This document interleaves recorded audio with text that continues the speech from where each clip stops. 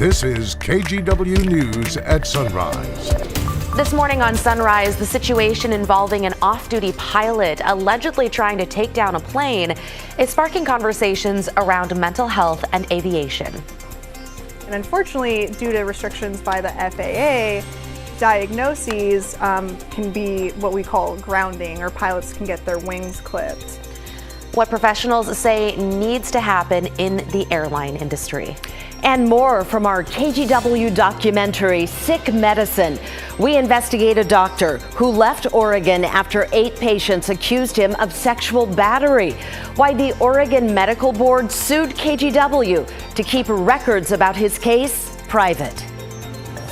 One of our other headlines this morning, the weather, specifically the weather up at Timberline, where it is snowing, or has been snowing, for the better part of the last several hours. In fact, my friend Rodney Hill tells me they have about 10 inches of snow up there this morning. Yeah. It is a Wednesday here in the Sunrise Show. All the gang here on this Wednesday morning. Rod, can you confirm? We're talking about 10 inches up there. Yes. Here's the exciting part, though. We have our own headlines down here in Portland. We don't need Mount Hood to be exciting, although we have it. Here's a look at a cold upper level low that is going to be just literally pushing right over our heads during the day today. It will keep this going, just numerous rain showers. We've already had lightning detected between Newport and Tillamook in the past couple of hours. I expect there will be embedded hail with passing downpours, so one of those kind of stormy, or what I like to call rock and roll days. So it will be wet. And it will be chilly. We're at 49 currently, and the temperature really is not expected to budge much at all today. 52 degrees at noon, about 50 at 5 p.m. The snow level, by the way, for accumulating snow over passes in the Cascades at 3,000 feet. Here's Chris McGinnis. So we'll take you there, Rod. Here is a live look at Highway 26 at Government Camp. Snow on the ground. So as Rod mentioned, the passes are snow covered this morning. Rose City sky camera over downtown, obviously wet. There's a live look at the Markham Bridge. I-5 traffic rolling along okay there. Taking you out to Gresham. We had an earlier crash, by the way, on I-84. That is cleared. One trouble spot right now in southeast Portland. Portland Fire and Rescue on the scene of a possible structure fire right now on southeast 92nd Avenue, just south of Powell Boulevard. So be on the lookout for that response. Guys, we'll keep you posted. Thank you, Chris. Hillsborough police have arrested 2 teenagers for a shooting at a house party over the weekend. A 17-year-old was killed and a 16-year-old was injured Saturday night at a home on Northeast 34th Place. Police aren't releasing the names of the suspects because they're juveniles. It's unclear if the teens have been charged. Of course, we'll update you on air and on KGW.com as details come in.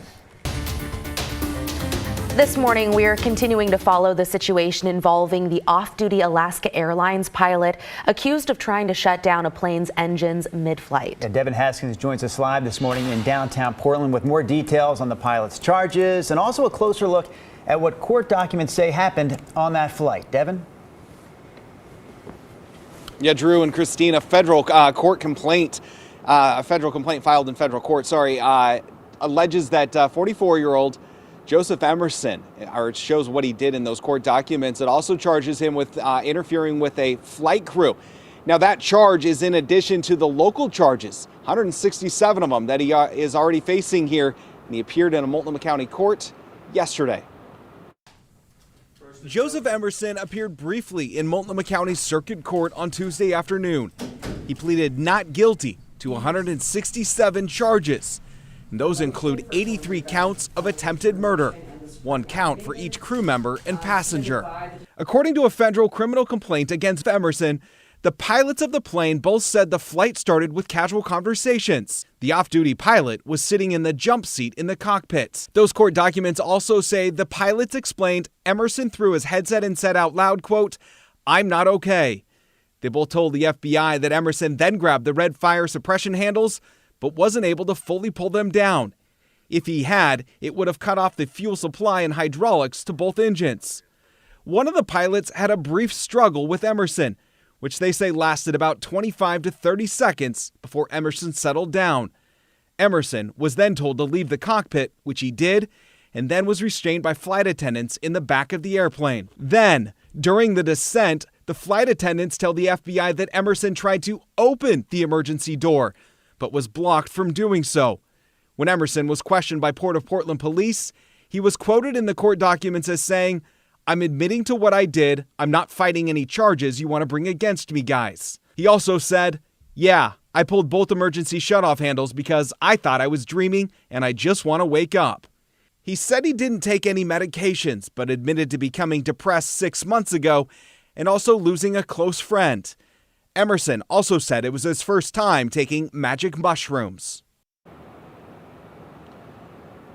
Emerson will be in federal court tomorrow, facing that one single charge, and that one single charge, if he's convicted, could bring up to 20 years in prison.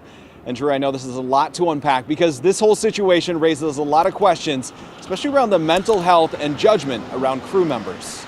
As a matter of fact, Devin, we're going to talk about that right now. Thank you for that live report in downtown Portland. Experts say a lot of airline professionals will deny any mental health struggles that might lead to a diagnosis because even something like seasonal affective disorder could cost pilots their medical credentials. For more on this, here's KGW's Catherine Cook. For every flight that I operate as a captain, I assess my fitness for duty. Greg Morris has been a pilot since 1997. He's now a captain for a major airline. And while many things have changed in his industry, one thing has not: the toll that often accompanies being away from loved ones and working all hours of the day. It can be tough on pilots and flight attendants. And so we need to put a greater emphasis on mental health issues and the tolls that our job takes on us and the impacts that mental health can play.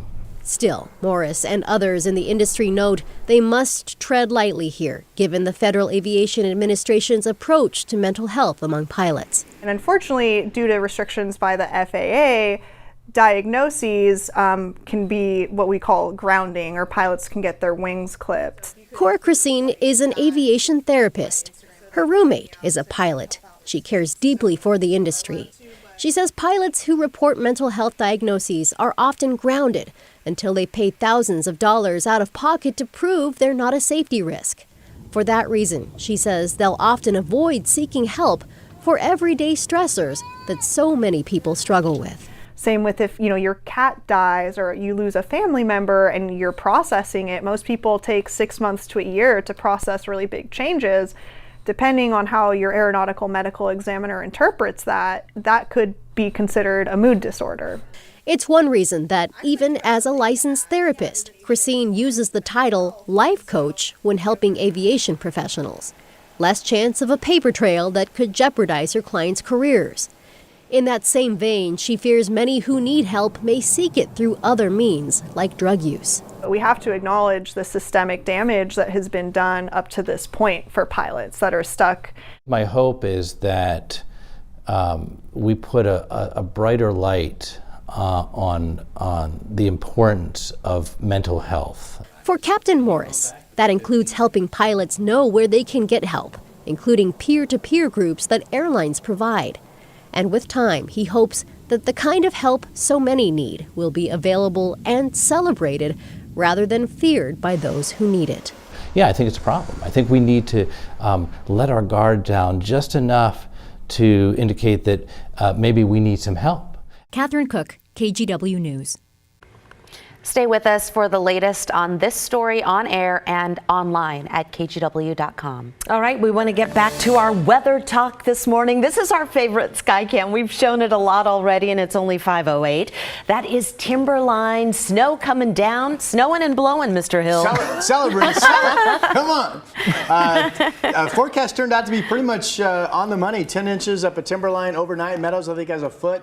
Government camps reporting 4 to 5 inches on the ground. We have a snow level of 3,000 feet, so that's certainly impacting your morning travel. That's one of our headlines, the winter weather advisory continuing for the high country today. Now, during the daytime hours, once the sun gets going a little bit, we do expect pass level temperatures to get above 32, which will get those roadways in pretty drivable, or in fact just mainly wet conditions this afternoon. But if you're going up there early, expect them to be snow covered. I mentioned the snow level 3,000 feet. The snow reports today's forecast 2 to 6 inches of additional snow to come. And again, there's Highway 26 at Government Camp this morning, snow covered 32 degrees. Santiam snow cover is tougher to see, temperatures 28. And then there's this headline. So that was the first headline in the mountains. This headline deals with the flats of the Willamette Valley and up into southwest Washington. Cold nights this weekend, clear skies Saturday, Sunday, Monday mornings. So this is a Canadian high pressure system, meaning it's a batch of air out of Canada that's dropping right into us. So calm wind areas will absolutely see freezing temps. 26 to 32 looks to be the potential range Saturday, Sunday, Monday mornings. But we are also looking at an east wind. I'm not expecting a huge east wind event, but it doesn't take much east wind blowing to keep temperatures up. So if you live in an area out near the Columbia River or other locations where you pick up the east wind, 35 to 40. I mean, Troutdale could be 40 degrees Saturday morning, while Forest Grove is 26. So you know how we play those massive temperature ranges on these clear nights with east winds. So FYI on that, could be the end of your tomato plants and some of your flowers that you have that have been hanging on this fall season. We'll look this way on radar most of the day. Numerous showers coming and going. This is snow, the white tones up in the Cascades. We already have seen lightning detected between Newport and Tillamook. I think we'll have some hail embedded today as well. So what I like to say, kind of a rock and roll or stormy sky day at times. We're in the 40s right now, including 48 in downtown Portland, including 45 in Salem.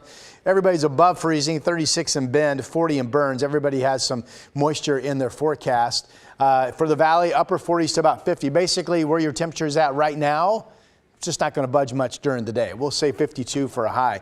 Tomorrow, mainly dry with the possibility of a few afternoon, evening scattered showers.